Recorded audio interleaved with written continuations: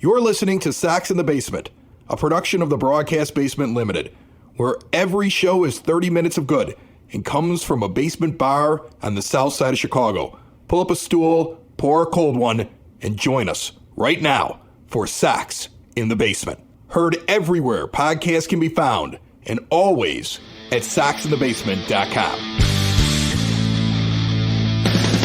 And I am not bellied up to the 9-foot homemade oak bar because Chris isn't here. It's just me. It's just Ed. But it is still Sox in the Basement. It is still 30 minutes of White Sox talk for fans by fans, brought to you by Cork and Kerry. Of course, 2 locations for Cork and Kerry. The fabulous award-winning menu of burgers and ballpark favorites at Cork and Kerry at the Park, 33rd and Princeton, in the shadow of the ballpark. Your home base for White Sox pregame, postgame, and viewing parties. We were out there on opening day. It was fantastic. It was packed. It was wonderful. And if you're looking for something a little more chill, the weather's getting a little bit better, don't forget Cork and Kerry Beverly at 10614 South Western Avenue. Traditional Irish bar in the Beverly neighborhood. Great outdoor patio and bar. They got event rooms. So, hey, check them out, corkandkerry.com. See more about both locations and book your next event right then and there. So, wow. Okay, so we're done with the Astros. We get the split. The Giants come in, and oh boy, you get that opening day rout where Michael Kopech looks terrible. Back-to-back home runs. You get the last game of the series. They get absolutely obliterated, although, to be fair, 4 runs being charged to Hanser Alberto is probably, it makes the bottom line look a little bit worse than it was. It could have been a 12-6 game very easily. But still, there's a lot of reason to be negative right now, right? We're looking at this and we're going, their pitching is bad. Michael Kopech and Lance Lynn get lit up, even though Lynn looked good when he faced the Astros. So I'm not really worried about Kopech and Lynn, right? Because Michael Kopech, he'll be fine. He will have better starts. He had a bad day. Even warming up, watching him on the home opener. I had a good vantage point. I was in the club seats with Chris. We're looking down as he's warming up, and we're looking at his body language. We're like, gee, that's not a guy who feels it today, okay? And that's what Kopech was. He just didn't have it on the home opener. And Lance Lynn didn't have it. As you're listening to this on Friday, he didn't have it on Thursday. The bullpen is exactly what we thought they were, okay? There's no reason to be negative about this because it's not new news. We knew going into the season the bullpen was going to be a little bit of a mess. It was going to take some sorting out. Pedro was going to have to figure out how to use guys. And we saw him use Ronaldo Lopez as a closer to mixed effect. We saw him use Ronaldo Lopez in a key high-leverage situation, however, where he was not closing the game, and it worked out very well, okay? So there's a lot to be worked out yet, but it's not something that you panic about. You don't panic about Jose Ruiz. You know Jose Ruiz isn't any good, but you don't panic about him. So Sox fans already feeling the negativity boiling up. There's some good here, okay? There is some real good stuff here, and there's some positives that you can take away from the start of the season. Let's start with the obvious one. The fact that Liam Hendriks has rang the victory bell at his doctor's office and he has closed out cancer. Chemo treatments are done, which means he can now physically rebuild. He can get back to baseball activities. He can come back sooner than we ever anticipated is a wonderful, wonderful thing for the bullpen. And the bullpen, again, it's a mess. There's guys to be sorted out. We don't know what everybody is or what they're going to be. We are aware that Ronaldo Lopez and Aaron Bummer are probably the 2 best relievers on the team, but they get slotted differently when we know that Aaron Bummer and Ronaldo Lopez are probably the 2 best relievers on the team, and they get slotted better when Liam Hendriks comes back, right? Now they are setup guys. We know that Pedro's tried to lean on Kendall Graveman in the early going. We know that he hasn't really used guys in the way he hopes to be able to use them either. We've seen Jake Diekman in both some high leverage and some very low leverage situations. We have seen Joe Kelly mostly in the low leverage type of a situation. We've seen him try and use Gregory Santos. We've seen him playing with guys. But when Liam comes back, all of a sudden he's got more options, okay? So this is a positive change, and this is a positive thing that we were not expecting as White Sox fans, and we should be cheering for it, okay? The other aspects that are really positive here are how the team is fighting. and they are fighting, okay? When I'm watching on the home opener and there's a dust-up at first base between Andrew Vaughn and Anthony DeSclafani, who is the starting pitcher for the Giants, and it comes out later that it's just Vaughn is chirping at DeSclafani because on a 3-0 count, he threw him a slider, and that's why he had that ugly-looking grounder to first. That's Andrew Vaughn voicing some frustration. That's Andrew Vaughn sitting there kind of going, hey, Disco, this is not, what are you doing? It's kind of a Bush League move, throwing me a slider on 3-0. Vaughn says some not nice things. DeSclafani says something back. Okay, guys have words. There's fight there, though. Okay, Andrew Vaughn is frustrated. He's venting it. And look, I don't know that he's right. I think DeSclafani can throw whatever he wants on 3-0. That's not a fight I don't know that we necessarily need to be making as the White Sox or as White Sox fans, that we need to die on that hill. But look, the fact is that Vaughn didn't just roll over. The team didn't really roll over. He's still chirping at the other team about stuff. Same thing when Tim Anderson gets ejected. He gets booted by the ump because he's chirping at the ump about not giving him his timeout.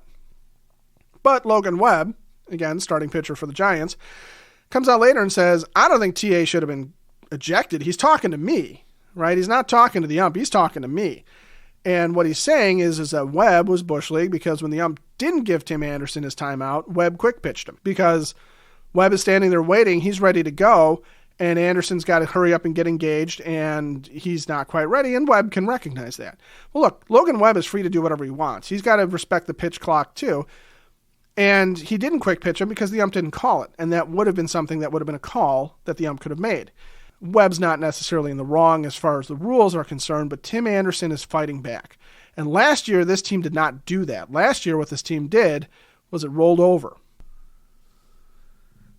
So the other piece of negativity that comes out of this, though, is Eloy Jimenez is hurt. He's pulled a hamstring. And in other news, grass is green, the sky is blue, day starts in the morning and ends when night comes at night. There's all sorts of things that are going to happen in this world that we should just accept as being fact. And Eloy Jimenez hurting himself is just fact at this point. But look, it's April. It is the first week of the season. It's a little ridiculous that he's already on the injured list, but at the same time, I want the White Sox to be cautious with this guy. If he feels a tweak, let him rest. Sit him down, open up the roster spot, bring up Jake Berger. That's exactly what you need to do. What we don't need is a guy playing through it, okay? I was reading about Trevor Larnach of the Twins, who last year felt a tweak in his groin, played through it, ended up having massive abdominal surgery, cost him his entire season, absolutely ruined him, and all it was he didn't sit down when he needed to. Eloy's a proud guy. Eloy is not going to sit down. He doesn't want to not play the field. He wants to be out there in the outfield. He doesn't want to be a DH. The team needs to handle him firmly, and I'm glad he's on the IL. I'm not glad that his hamstring's hurt. I'm not glad that this is another injury conversation we're having about him, but I am happy that he is being treated with kid gloves. I want this to happen now. I don't want this to happen in August or September, but right now, again, I'm not worried about it. It is something that we knew was going to happen at some point. I'm just happy it happened at the first week because we're just hopefully getting it out of the way and we can focus on other things like Jose Ruiz. And how long until he gets replaced by somebody pretty please, Rick? Well, if you need to replace something like your exterior windows, doors, patio doors, and storm doors, you could do no better than going to Window and Door Superstore of Oak Forest. There are no high-pressure sales. Not in your kitchen, in their showroom with full examples, glass designs on display. They're not coming to you with just a few things. You get to see everything that they have available. Forget pictures in a book. See it in person, right up close. Owners in showroom and at the site. All Window and Door Superstore installers. They don't farm out the work. Who you work with in the showroom is who you work with at your house. 40 years in Oak Forest since 1985. All major brands, custom made, no stock items. Everything's a perfect fit. Go and visit them. 1/2 block east of 159th and Ridgeland at 6280 159th Street. That's windowdooroakforest.com.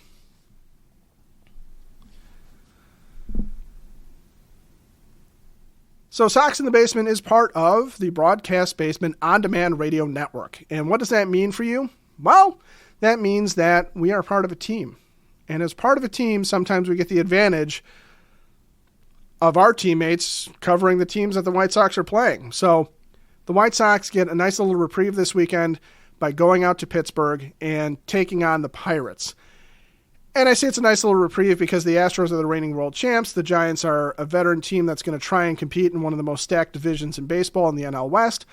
But the Pirates are the Pittsburgh Pirates. They're in a rebuild.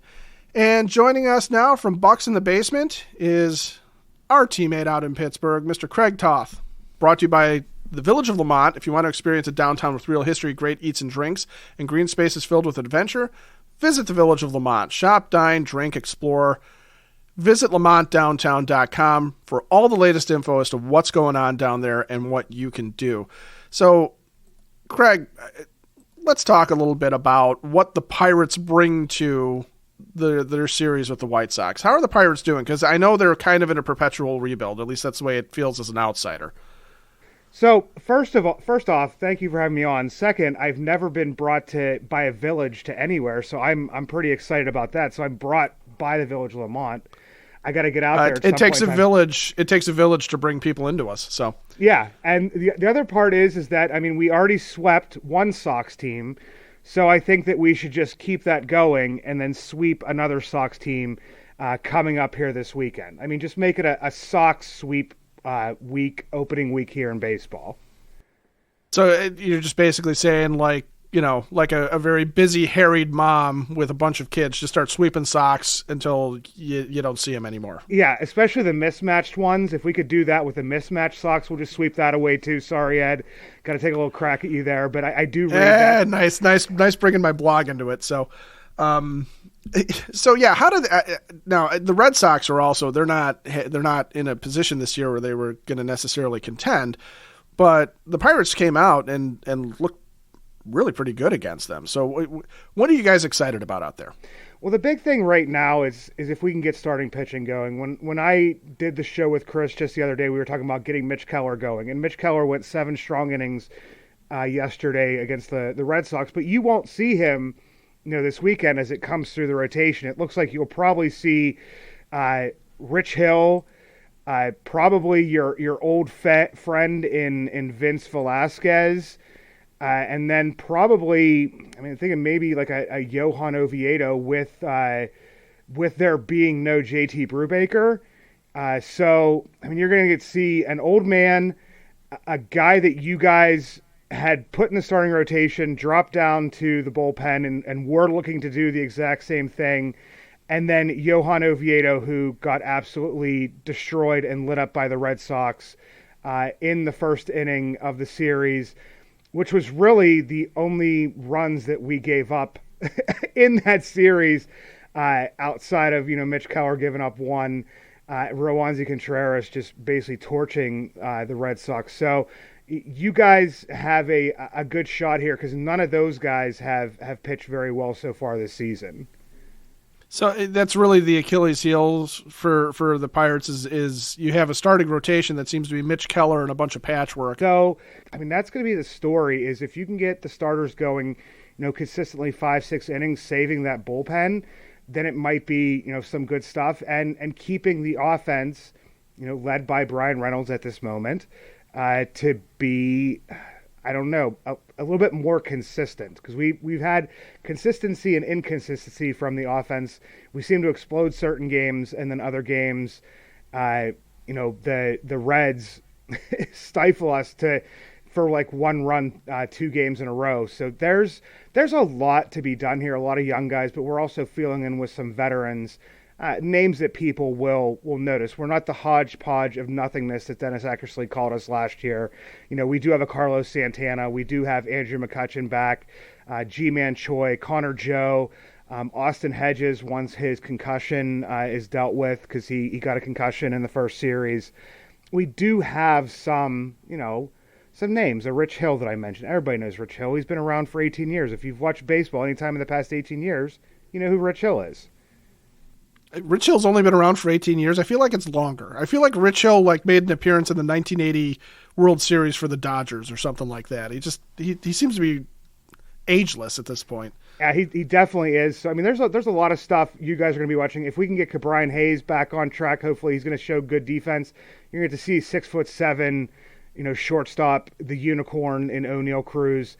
Ji-Hwan Bae has become in this first week one of the surprise players. Everybody knew that he had it in him to be one of those more small contact, small ball guys, but he put one over the monster, an Oppo Taco. So it should be a very interesting series to watch. There's going to be some names that White Sox fans notice, but there's going to be some new ones that you're going to have to get adjusted to. So with the White Sox rebuild, not a rebuild that it was, you look at the White Sox farm system right now and it's ranked 26th. Pirates are ranked 8th.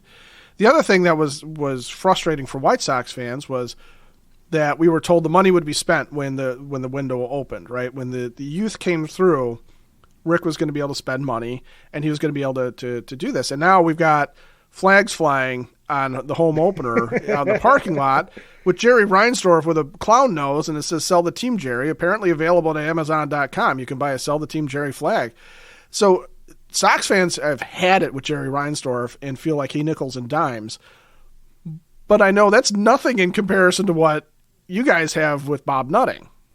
Well, I mean, before we jumped on here, we were making the comparison, and I was thinking, God, Pirates fans would actually love to have Jerry Reinsdorf as an owner. Not that he spends to the level that he probably could, but he spends to a higher level than Bob Nutting. And you look at what Pirates fans want. We want him to sign Brian Reynolds to an extension. Not sure if that's going to happen yet when this drops. Hopefully, opening day, the home opener tomorrow in Pittsburgh, they can announce that beforehand before we play the White Sox. That would be amazing. But other than that, I mean, we signed Cabrian Hayes to an extension. And we look at, the White Sox. Ink Yohan Moncada to a deal. Ink Luis Robert to a deal. Ink Eloy Menez to a deal. Aaron Bummer to a little bit of an extension. Giving out a little bit of that money is what, we did during our previous rebuild when we signed McCutchen, Marte, Polanco. And I think that people want to see that happen. And at that point in time, the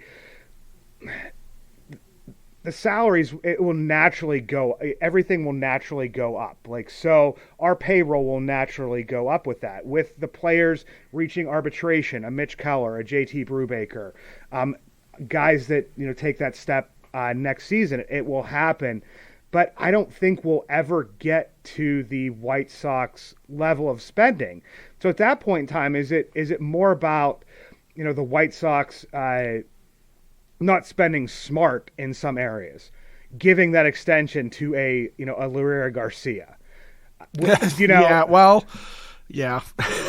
I think we got to make a vow never to say Larry Garcia on this show again. Just get his name out of our mouth, but that's been an issue with the White Sox, is that Jerry will spend, but the spending has seemed to have been poorly done. So now, does he spend on the stadium and on the fan experience? Because that's the other thorn in White Sox fans' sides, is that we feel like the team kind of cuts corners when it comes to what happens at the ballpark. They talk a good game, but do you guys have that problem with your park too, where you feel like, hey, the nickel and diming isn't just on the payroll, it's everywhere. It's spread across. Well, people do have a problem with our president, Travis Williams. Travis Williams, a lot of people may not, unless you're a hockey fan, you wouldn't know that he was, in that same position with the Pittsburgh Penguins for a number of years, got us a new arena, got a job with, I believe it was the New York Islanders, to be able to spend, but his thing has always been the fan experience. He is a business operations guy. Ben Cherington is a baseball operations guy. Yes, as the business operations guy, he does have some oversight as to what the spending will be, but you can't really complain about what they've done with the ballpark. He negotiated with the Sports Authority to get us a much needed update to our scoreboard. I mean, our scoreboard was the same scoreboard that they put in when the stadium opened in 2001. Got us this brand new, HD scoreboard. Has put in, people always said, we want to watch the players at the bullpen, and all the security would shuffle them along. Well, what did they do? They put seats in there so people can actually sit, and they have a little area they can put their drink at and stuff and watch the bullpen. Built new bars. They have upgraded, the food. They've upgraded, everything that they possibly can. So the baseball experience, other than on the field, has actually been, since we got rid of Huntington, brought in Charrington, brought in Travis Williams, got rid of Frank Coonley, our president, has been a better thing. Now, of course, Travis Williams, when they actually interviewed him, just basically stuck his foot in his mouth, saying that, when people are going home, they're going to say, I want to go back again, even if my team lost. And people, rightfully so, lit him up for that. I mean, you because that seems to be pretty common. Yeah, I mean, you can't everything he said before that, everything he's done before that, he's done well on the business side of things. Sox in the Basement listeners, do the hard work. And if you're a hard-working man or woman on the South Side, you need to be outfitted properly. And that's why you should visit Red Wing Shoes in Evergreen Park, New Lenox, and Geneva. A work boots specialty store that carries sizes from 6 to 16 and feet as wide as 4E. A 115-year-old company that came out of Red Wing, Minnesota. And one of its largest stores in the entire Midwest is in Evergreen Park, Illinois, ever since 1976. When you're on your feet, the footwear is everything. So why not get an expert fitting? They warranty, repair, and offer free conditioning with laces. And they also carry Carhartt work clothing as well. Located at 3347 West 95th Street in Evergreen Park, Illinois, at 208 East Maple Street on Route 30 in New Lenox, or at 1749 South Randall Road in Geneva. Visit them today. You work hard. You've earned it. Red Wing Shoes. From Bucs in the Basement, Craig Toth. Maybe we should just ditch Chris and you and I can do like Mets in the Basement, and we'll just spend Steve Cohen's money. That's what I was telling Chris. I'm like, if we have to talk about Brian Reynolds one more time, then I'm just going to pick a different team for that day and just do something else. I mean, Mets in the Basement would be fun. Although I'm wondering if they spent all their money well, because they spent it on a bunch of old guys like me that could probably break down halfway through the season. Oh yeah, I've got probably the same weird armpit muscle sprain that Justin Verlander has, except I did it drinking beer instead of throwing pitches. Yeah, you did it at the 9-foot homemade oak bar. You didn't do it throwing fastballs. No, and my fastball at this point, I think I might be able to give Rich Hill a run for his money. We'll see when he comes to town. So yeah, man, I'm looking forward to it.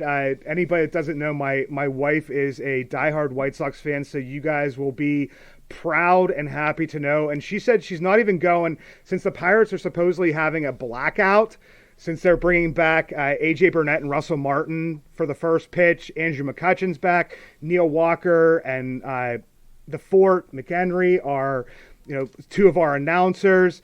That she is going old school blue, red, and White Sox. So look for her on the broadcast. We should be somewhere in center field. And she's going to be cheering for the White Sox. All right, so if you're watching the Sox and the Pirates this weekend, and you see somebody out in the center field seats that is wearing an 83 uniform, tune into Bucs in the Basement. You can listen to her husband and Chris talk about the Pirates. Craig, I don't know if we have to have you back next week because the White Sox and Pirates won't be playing each other, but I suppose if you can do a good Chris Lanuti impression, we can have you on, and he can just stay out on the beach where he's at. I just got to keep laughing like he laughs. I got to work on that. It's a distinct laugh. It is very distinct. And it is that time for the Sox Nerd, Dave Marin, to make his weekly appearance for us. Dave, what do you got for us today? Ed, I'm making a change to the lineup card and extending our preview of the 2023 White Sox by one session to take a look at rookie manager Pedro Grifol. Not to brag, but Grifol has been on my radar for about 4 years. After the 2019 season, I asked a longtime baseball executive for under-the-radar managerial candidates, and Grifal's name came up immediately. Flash forward to 2023, and he's the Sox bench coach. It was an intriguing hire, not only because Grifal is a relative unknown, but because he was the first manager hired from outside the Sox family since Gene Lamont came on board in 1992. And while you wouldn't think of Grifal as a wonderkind at age 52, he did succeed 77-year-old Tony La Russa, and that 25-year decrease in age from one skipper to the next is the largest in Sox history. Maybe the most interesting thing about Grifal's background was that he managed the 2005 Sox. That is the 2005 Everett Aqua Sox, a Class A affiliate of the Seattle Mariners. Grifal's Sox career got off to a nice start with a 3-2 win over reigning World Series champion Houston in the opener. Prior to Pedro, the last full-time Sox manager to win his debut was Jerry Manuel in 1997. In downing Houston, Grifal became the third manager to win his debut against the defending World Series champions, and the first to do that since the Yankees' Lou Piniella inaugurated his career with a win over Kansas City in 1986. In addition, Grifal was the first manager to succeed in his debut on the defending champs' home turf since 1915, when the Phillies' Pat Moran defeated the Boston Braves. Now, bad news. Grifal was just the seventh Sox manager to drop his home debut in a home opener. Among those who've suffered this indignity were Bob Lemon, Jeff Torborg, and Rich Renteria. The other 16 Sox managers whose home debut was in a home opener were victorious. And this one's tough, Ed. Grifal and the Sox absorbed the worst loss in a home opener, 9 runs on Monday, since the team took a 16-0 beating at the hands of the Tigers in the first game in the current park. And my zinger is not about Pedro, but one of his coaches. Best I can tell, bench coach Charlie Montoya is really an outlier over the last 75 years or so of Sox history. Discounting interims or fill-ins, Montoya, who guided the Blue Jays from 2019 to 2022, is just the third former manager to serve as a coach for the Sox. The others are Bobby Winkles, who joined the Sox staff after stints in California and Oakland, and Doug Rader, who was the Sox coach twice, sandwiched around jobs in Texas and California. So there it is, Ed. Probably more than you wanted to know about Pedro. But it's all good stuff to know. And now everybody can go out and win bar bets about the new Sox manager. That's my goal. You know that. Well, thank you very much, Dave. And we look forward to what you got for us next week. Thank you. The Sox Nerd, Dave Marin, brought to you by Parenti and Norum. If you've been injured at work or out there in the public, you need a team that does what it takes to fight for your rights. Law offices of Parenti and Norum has the experience, dedication, and proven results to get you what you deserve. Over $400 million recovered for their clients and their loved ones. If you need a free case evaluation, if you've been injured, call or text them today at 312-641-5926. That's 312-641-5926, or visit pninjurylaw.com. So we'll be back with Chris next week. He'll be on a beach from Florida, but that's okay. We'll have hopefully seen the White Sox do some damage against the Pirates team that doesn't spend like Jerry Reinsdorf spends, so I guess we got that. Thanks, of course, to Craig Toth from Bucs in the Basement. Thanks, of course, to the Sox Nerd, Dave Marin. And, hey, let's not panic, folks. It's early yet, and we still know that Eloy Jimenez will always get hurt. Jose Ruiz will always be our least favorite reliever. And if nothing else, if there's nothing else to cling on to for this early part of the season, it's that there's always a chance that Tim Anderson will get ejected for yelling at a pitcher. So, see, we can be positive. We've learned some things. This is good. This is good. This is Sox in the Basement. Sox in the Basement. Sox in the Basement. Sox in the Basement. Sox in the Basement. Heard everywhere podcasts can be found, and always on soxinthebasement.com.